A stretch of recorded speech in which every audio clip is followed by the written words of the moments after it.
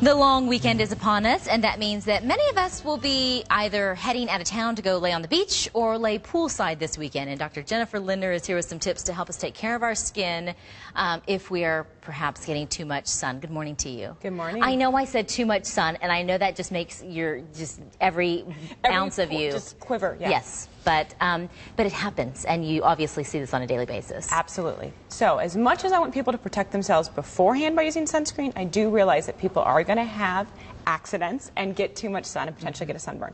So I want people to know what to do if that happens. What do we do besides regret it initially the first night when the sheets hurt our skin? So the best thing to do is as soon as you think you've gotten too much sun, you kind of get that over warmth, or you realize maybe I've been out too long, or the skin starts taking that little pink haze, is to take some ibuprofen. So ibuprofen is what we often use for pain, right? Right. Well, it's a natural anti-inflammatory, and especially if you take it at 800 milligrams, which is for the standard over-the-counter pills, and that's ibuprofen or Advil, something like that, it'll actually decrease inflammation and potentially prevent the burn. Really? Really. So you're stopping the burn? Potentially. Like you'll get the pink, but then it won't get to... Because what's happening is the UVA rays and the UVB rays actually have effects much longer than when you're actually in the sun. That's why a tan develops slowly over time, over hours, or you really don't get a tan to the next day. The burn happens more over the first couple hours, but if you actually stop the sunburn cells or the damage to the cells, you can actually decrease the sunburn. Okay, what if we take it as prevention? Like, what if we pop 4 pills because we know we're going to go out in the sun, and we...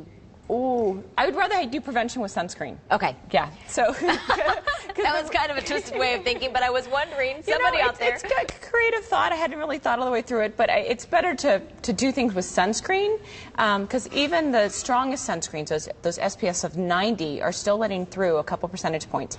Because I really tell my patients 30 and above is really all the same thing. Okay. And so I'd rather have you reapply every 2 hours and put some sunscreen, wear long sleeves, those kind of things in the first place. Okay, and then we'll say looking young and beautiful. What other tips do you have? So aloe is fantastic. Really go for the pure aloe. The 100% aloe is a better thing to do. It doesn't have to be food dyed green to make it work. Okay. And then I have a product that I love. It's called anti-redness that actually prevents 76% of sunburn cells. And so even if you get the Say that again. It prevents 76% of sunburn cells and decreases inflammation. So again, much like the ibuprofen, through the inside, on the outside, it's actually going to prevent damage and bring the redness back down. So again, this is something that it's a PCA product that we've talked about before, but we should... how do you put this on? How do you use this? So basically, it's a serum. As soon as you and you just rub it on. That simple. Okay. Okay. We would only use it kind of as we needed it. Right. I also use it for patients with things like rosacea, things where the skin is naturally a little bit red. But the same ingredients, the aloe and the caperberry, actually decrease the sunburn cells. Wow. Who knew? Yeah. It's as easy as kind of taking a pill and slathering on sunscreen and also a little bit of PCA, anti-redness serum. Thanks for coming in. It's good to see you again. My pleasure. If you'd like to get a hold of Dr. Lindner, then you can find not only her contact information, but these tips as well. Look for them on our website under the Style tab.